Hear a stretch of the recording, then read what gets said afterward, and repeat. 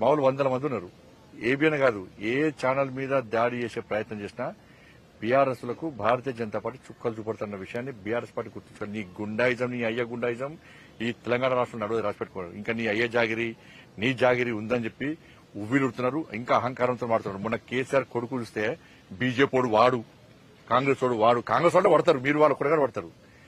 ఇంకొకసారి బీజేపీలను వాడు వీడని వాడితే బిడ్డని కాన్వాయి రోడ్ల మీద ఎదుర్కొంటూ చేస్తాం. బిడ్డ నువ్వు తమాషాలు చేస్తున్నావు బాగా. నీ అయ్యని చూసి నీ బతికేంది, మీ అయ్య బతికేంది, మీ బతికేంది. ఎస్, రాధాకృష్ణ అనేది వాస్తవం. తెలంగాణ ఉద్యమం కంటే ముందు మీ ఆస్తిపాస్తులు ఏంది, నీ కుటుంబ ఆస్తిపాస్తులు ఏంది? 3 తల షర్ట్ వేసుకున్నావు నువ్వు. నీ కుటుంబం అంతా 3 తల షర్టు కింద రబ్బర్ చెప్పులు వేసుకుంటారు. మీరు ఫోటో చూపడతా. ఇవాళ మీ 1000 కోట్ల ఆస్తులు ఎక్కడి నుంచి వచ్చినాయి? 1000 కోట్ల ఆస్తులు ఎక్కడి నుంచి వచ్చినాయి నీకు? నువ్వు కేసీఆర్ కుటుంబం ఎన్ని లాంటి దెబ్బలు తిన్నది తెలంగాణ ఉద్యమంలో? ఎన్ని కేసులున్నాయి మీ మీద? ఎన్నిసార్లు జైలుకు పోయారు మీరు, మీ కుటుంబం?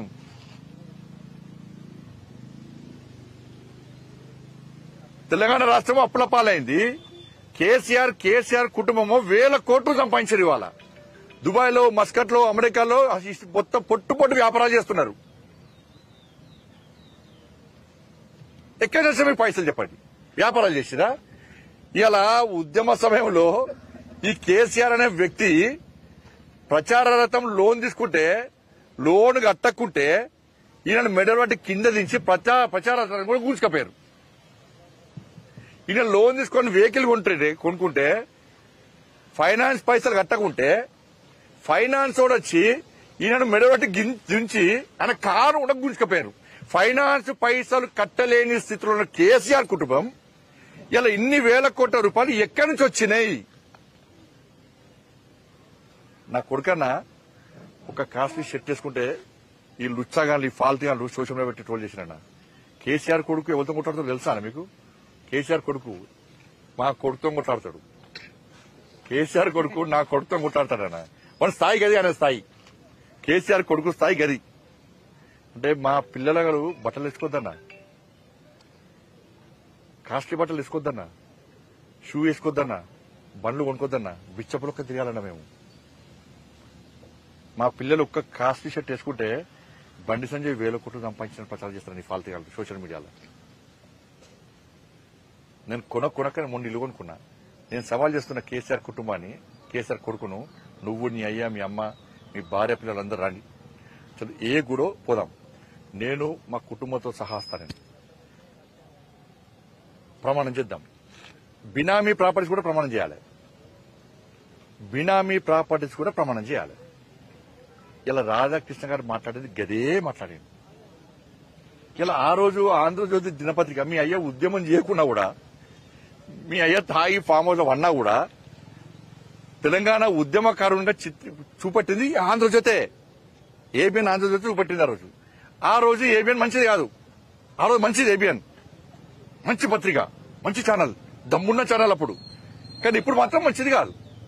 ఎందుకంటే నీ బండారం అంటే బయట అసలు నీ స్వరూపం బయట పట్టింది కాబట్టి. జేఏసోలు ధర్నాలు చేస్తే, బహిరంగ సభ పెడితే, సందట్ రోడ్ సడేమేలక వీళ్ళు ఒక్కడే పింక్ కలర్ జెండా పెడితే ఇదే ఆంధ్రజ్యోతిలో టీఆర్ఎస్ పార్టీ బహిరంగ సభ అని రాశారు. ఆ రోజు మంచిది ఆంధ్రజ్యోతి ఏబిఎన్. ఈ రోజు మంచిది కాదు. కేసీఆర్ కుటుంబం ఎన్ని ఆస్తుపాస్తులు సంపాదించినా కూడా తెలంగాణ రాష్ట్రం రావాలి. అనేక మంది బలిదానం అయిపోయారు. ఇంతమంది తెలంగాణ ప్రజల ఆకాంక్ష, ఆలోచన, ఆశయం ఒక లక్ష్యం పెట్టుకుని ఇలా యుద్దం చేస్తున్నారు. ప్రపంచంలోనే యుద్ధాన్ని ఇలా ప్రపంచం అంతా హర్షిస్తున్నది, ఆశ్చర్యపోతున్నది. కానీ ఇటువంటి ఉద్యమానికి మనం కూడా బాసరగా నిలవాలని చెప్పి ఆ రోజు ఏబిఎన్ ఆంధ్రజ్యోతి, నువ్వు ఎన్ని తప్పులు చేసినా కూడా, నువ్వు ఎంత నటన చేసినా కూడా, నువ్వు నటనలో జీవించే ప్రయత్నం చేసినా కూడా, మరి ఇదే ఏబిఎన్ ఆంధ్రజ్యోతి నిన్ను కొత్త పైకి లేపింది. అప్పుడు మంచిది.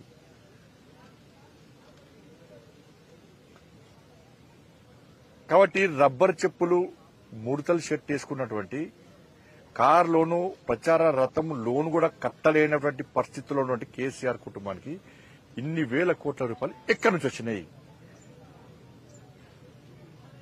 కాళేశ్వరం చంపే ఇప్పుడు ఈ ప్రభుత్వం ఏంది? ఈ ప్రభుత్వం చేత కాదు. ఫస్ట్ రేవంత్ రెడ్డి సర్కారు చేతనావస్థలో ఉన్నది, చాతకంతనంలో ఉన్నది. ఏం చేస్తారు? దాడి చేస్తా అంటే దాడి చేస్తాడు తీసుకుపోయి పొక్కలేసి వాడిని ఈ పంత మడదం పక్కనట ఏబిఎన్ కార్యాలయానికట సెక్యూరిటీ ఇస్తారట. ఇటు ఏబిఎన్ కార్యాలయానికి ఇస్తారు, అటు టీవీ ఛానల్ కూడా ఇస్తారు రక్షణ. వాళ్ళు కూడా రక్షణ ఇస్తారు, ఫుల్ పోలీస్ పెట్టాలని పెడతారు. ఈ సిస్టమ్ నాకు అర్థం కాదు, వీళ్ళ ఆలోచన ఎందుకు అర్థం కాదు కాంగ్రెస్ పార్టీ ప్రభుత్వం. అది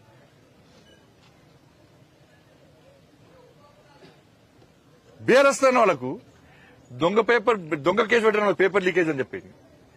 నాకు బెయిల్ లేకుండా జైలుకి పంపినా. హిందీ పేపర్ ఎవరైనా లీక్ చేస్తాడా? సాయంత్రం ఎన్నికలకు కూడా మీద కేసు పెట్టారు. నాకు బెయిల్ లేకుండా వేసింది కేసీఆర్ ప్రభుత్వం. 317 జీవోకు వ్యతిరేకంగా కొట్టాడితే అరెస్ట్ చేసి నాకు బెయిల్ రాకుండా వేసింది అన్న కేసీఆర్ ప్రభుత్వం. ఇదే రేవంత్ రెడ్డి గారు మరి ఆలోచించాలి. నిన్ను డ్రోన్ కేసులో దానిలో అరెస్ట్ చేసి నీకు బెయిల్ రాకుండా 10 రోజుల పాటు జైల్లో ఉంచారు.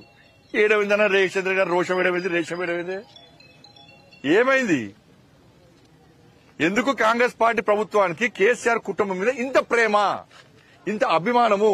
మీ ఇచ్చి పుచ్చుకునే ధోరణి ఏంది? కాళేశ్వరం విషయంలో ఏటీఎం గా మార్చింది వాస్తవమా కాదా? 1,00,000 కోట్లు దుబ్బిపోయింది వాస్తవమా కాదా? ఫోన్ ట్యాపింగ్ చేసింది వాస్తవమా కాదా? ఈ ఫార్ములా కేసులో కోర్టు కూడా మొట్టికాలేసి విచారణ చేసుకోమంటే ఎందుకు కేసీఆర్ కుటుంబాన్ని అరెస్ట్ చేయలేకపోతున్నారు? గొర్రెల స్కామ్, చేపల స్కామ్ వాస్తవమా కాదా? డ్రగ్స్ కేసులో కేసీఆర్ కుటుంబం ఉందా లేదా? ఫామ్ హౌస్ కేసులో ఎందుకు అరెస్ట్ చేస్తలేరు?